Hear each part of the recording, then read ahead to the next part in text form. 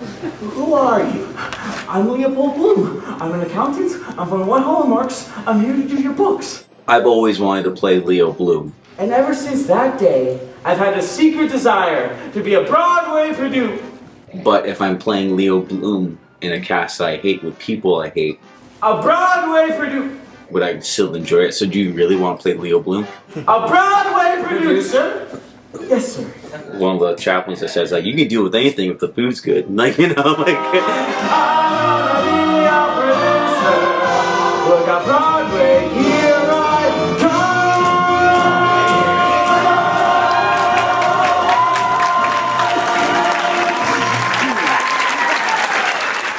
You're like, why community theater? It's like why live? You know, I go to my work, I do my thing, and but like I don't call that a life. I call that my profession.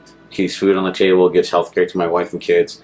I call this a life. This is my life, and I almost cherish it more because I'm not doing this professionally. I'm not getting paid. It's like I'm choosing to do this with my time. But the people make it worth it. You know, I walk through the door, I smile. No matter how I could have the worst day on the planet, I walk through the door, I'm ready to go. I'm ready to smile. All right, jackasses, whenever you're ready. Unprofessional. I was an assistant director. Obviously, when I got Leo Bloom, like it kind of became non-existent. Just became a title. I really just focused on being a Leo Bloom, which is fine. Like, and before you can say step 5, we open on Broadway, or we close on Broadway. Take out $2 million and go to Rio. Rio, it'll never work. Oh, ye of little faith.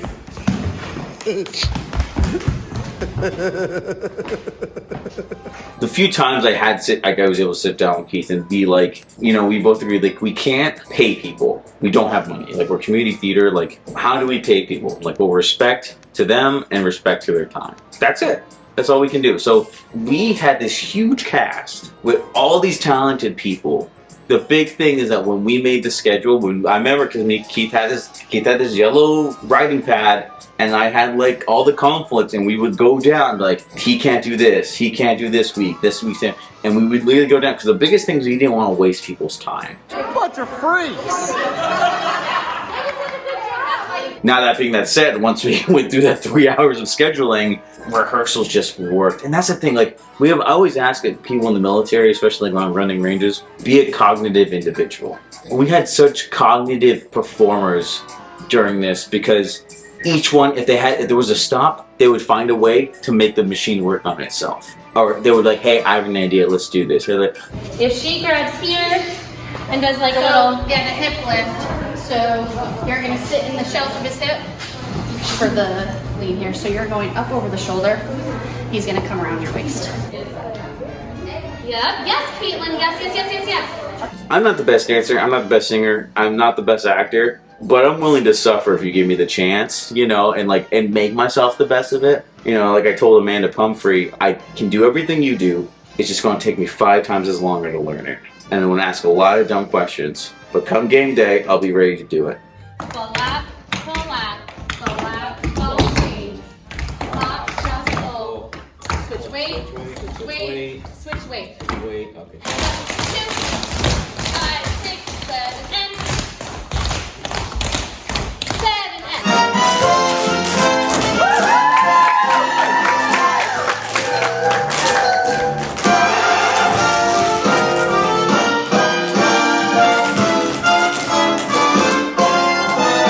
It was so beautiful. We got so lucky with this dance corps, and like I can never sing enough praises for the dance corps.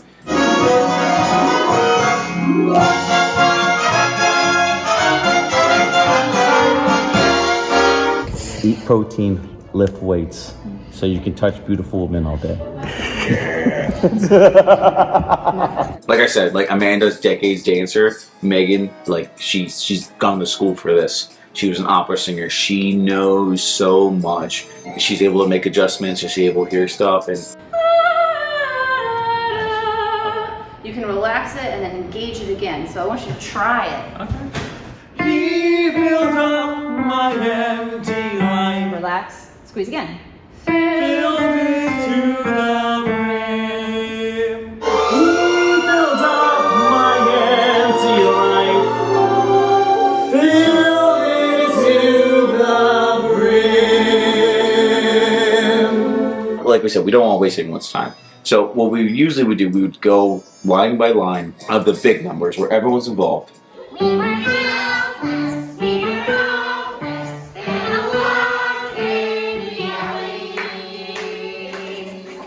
When I say give me an annoying voice, don't screw up the pitches, okay?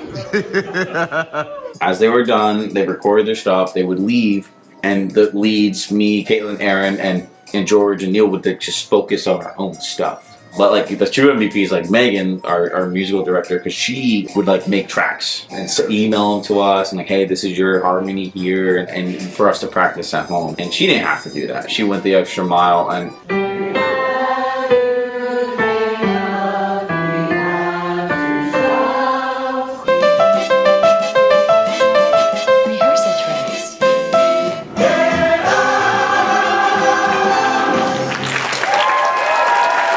And so that's how it usually worked. And we do that for about musical boot camp. So we get like for like 2 weeks, then we would start blocking, adding music, and like adding layers for the onion. Rehearsal tracks.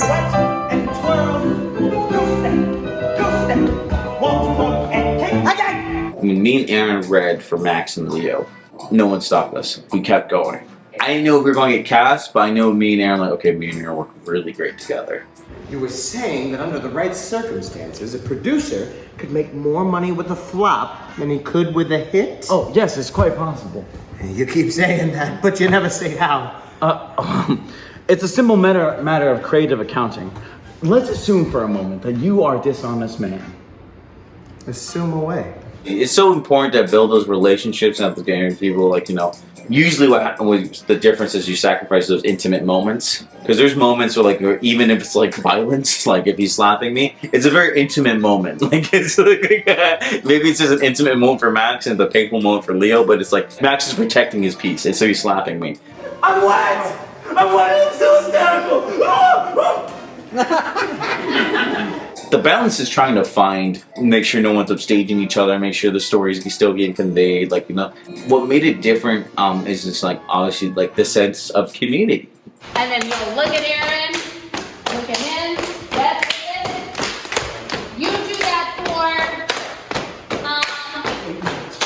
all the time. We're not even gonna do the other side. Good job. 1, 2, 1, 2, 1, 2, 3. So let's see. 1, 2, 3, 4. Oh, it's 3 of those. Oh! I'm so sorry. It's 6 of those. Yeah! Wait, it's 9 of those. Oh! No, it's 6. Math is hard for dancers. 3 away. We brought a sound person in last second. Phenomenal job, Priya. Thank you. Halloween came around. She thought she was going to see Keith scream and all that, and she was like, "Oh, Keith didn't scream. Keith was, hey, okay, we need to work out this. We need to like, if something goes wrong, if you freak out, everyone's else going to freak out. So don't freak out." Okay. That's why I fought you on these hats. Keith here tried to give us top hats, and I was like, no, it's gotta be the fedoras and all that. And she's like, oh, well, we have top hats. I'm like, I'll pay for them. And of course, in community theater, you say you'll pay for them, and you do it. That ends the debate right there. That trumps all. That trumps all.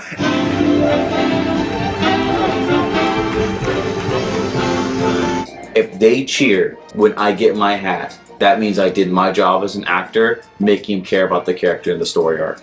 Aaron handed me that hat, which I bought, and I have it in my car right now. I don't even care. And I let Aaron keep his hat as a gift, and he would hand it to me, and people would cheer. And I was like, and I knew at that point, like, I did my job.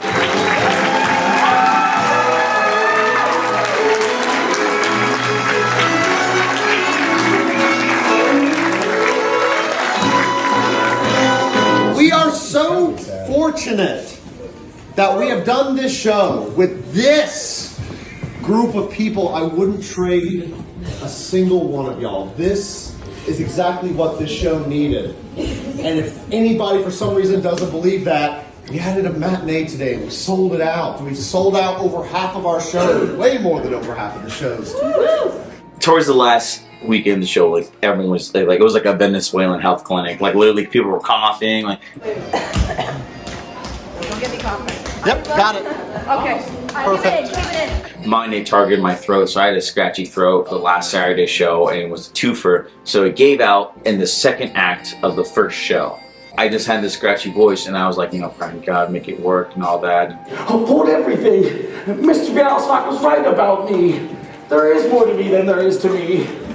Stop the world. I want to get on.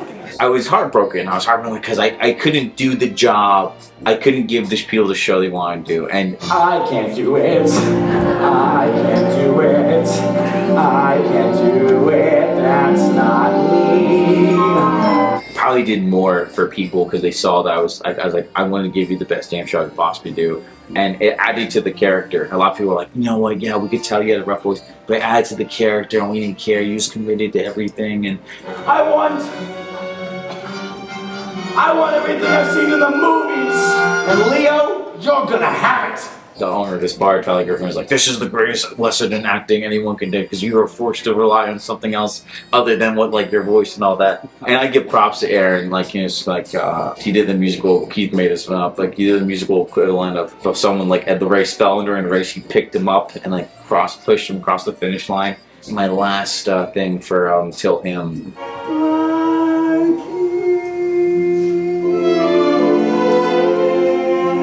I couldn't have finished that. My voice was not doing it, and he'd sing it for me. I hugged him. Like, I mean, I hug him every night because it's part of the thing, but, like, I hugged him, like, oh, dude, like, and I thanked him. I literally actually was like, dude, thank you carried me. And no, he's like, you would have done the same for me. And I was like, oh, and that's why we do it, people. Like,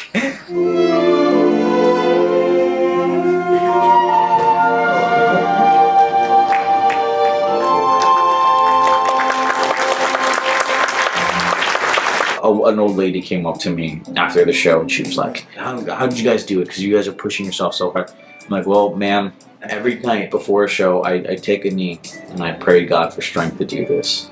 And she's like, oh, that's very sweet. And then I said, while I'm down there, I do a huge line. And she burst into laugh. He laughed so hard. And we're done. And we're done. You and me, oh, together.